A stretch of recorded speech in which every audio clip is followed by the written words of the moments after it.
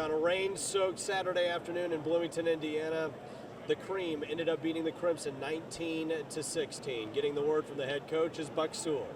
Coach Wilson, the guy watching the sideline, good enthusiasm, pretty physical today. What did you think about the spring game? It was good, and we had to adapt with the weather. Didn't want to ride it out. Looked like we were going to have a couple hours. Had some fans. Appreciate all those guys getting in. We needed to kind of keep them behind so we wouldn't get a friendly wall injury, which you can get in an indoor facility. But good work. Thought the kids kept their focus. Got some short yardage situations where the defense responded. Maybe not the right personnel, what we want to do in the future. But again, a lot of good, a lot of competition, a lot of work to keep doing though. Yeah, I was really impressed with the transition from outside to inside. And sometimes the focus is completely lost in that transition. Tells a lot about your football team that they kept that going coming inside. Well, we talked about that this morning where we've had such great weather. And we've got some great opportunities where we need to play well on the road with our road schedule. And those are tough deals, and you got to play well and have no adversity. I said, today we had a basketball coach from Henryville that was in the gym when the tornado hit, talked about all the blessings of that tornado. And I said, look at the adversity, and I told the guys, let's use advantage of bad weather today as an opportunity. I think our kids responded, and I appreciate that. It's good to see. They did. They reacted very well. What's next for the program now? Got 2 weeks of school. We'll keep them lifting. 2 days each week of skill development. We'll end the last day with the combine. We'll retest them on bench, some verticals and some things. They'll get basically the month of May off. We'll crank up June 4th with their summer program for 8 weeks. Report on August 1, and August 2, strap it back up again. It's a never-ending battle anymore, I know, but keep up the good work, and thanks for your time here with the Big Ten Network. Appreciate it, Buck. Thanks for the Big Ten, what you guys do. Thanks. Thanks, Buck. Larra Overton now has senior defensive tackle Larry Black Jr. on the field at John Mellencamp Pavilion. Larry, you have added 5 junior college transfers on the defense. How much of an impact are those guys making already, and what do you expect for them to do over the next few months as we look to the fall? Those guys are coming in, they're making a huge difference.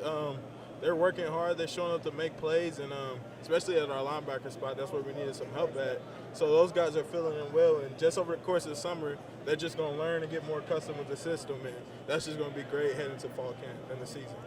Now, your defense was very strong, particularly in that red zone. What have you guys been focusing on that enabled you guys to be so strong at the goal line? Oh, that's just us, having the will and heart and knowing that we have to get off the field and force a field goal, especially down in the red zone. And that's up to us to turn it around. And we all just have to come off the ball and be in our gaps. And that's just playing sound defense. Thank you, Larry. Good luck with the spring. It was the 2012 Cream versus Crimson scrimmage where the Cream ended up prevailing 19-16. Our Larra Overton has got an interview with sophomore quarterback Trey Roberson. Trey, you stepped in last season as a true freshman at the quarterback position. What have you done this spring to improve so you get your Hoosiers ready for the fall ball? This spring, I just wanted to learn football. I got in the film room a lot, 3 or 4 hours a day, just learning football, just learning defenses and learning where everybody's going to be. And I also worked on my passing, getting the ball out on time and throwing the ball with good velocity. Now, your defense today gave you a lot of pressure, particularly in the first half. What can you say about your teammates on the other side of the ball? Defense is coming along real well.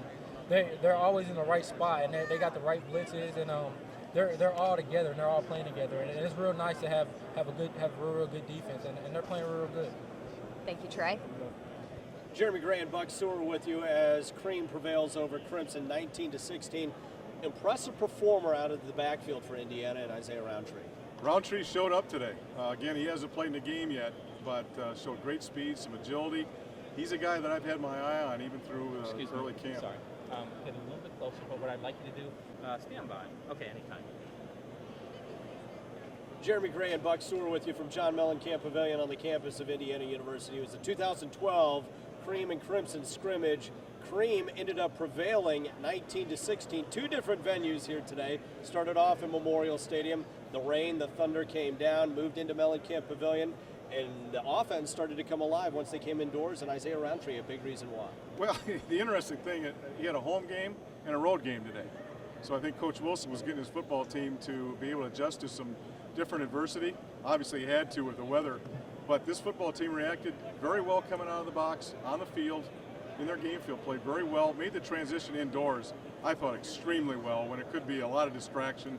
But they came in here and started playing right away again. I thought it was a very, very good effort, both offensively and defensively for the Hoosiers.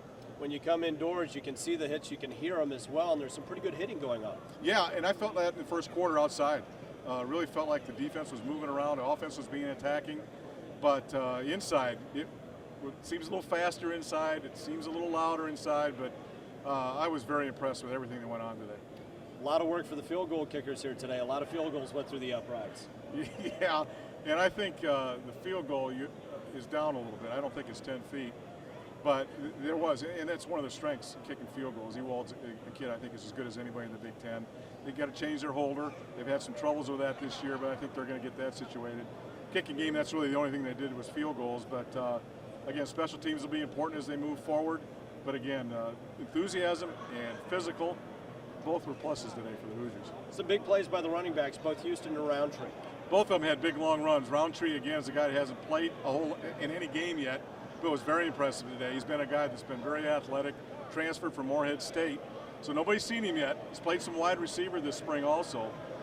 Houston's a guy that can run. He can flat out run.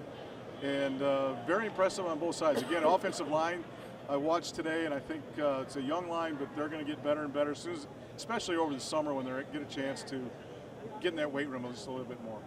Once again, Cream wins over Crimson at 19-16. For my partner, Buck Suhr, this is Jeremy Gray wrapping things up.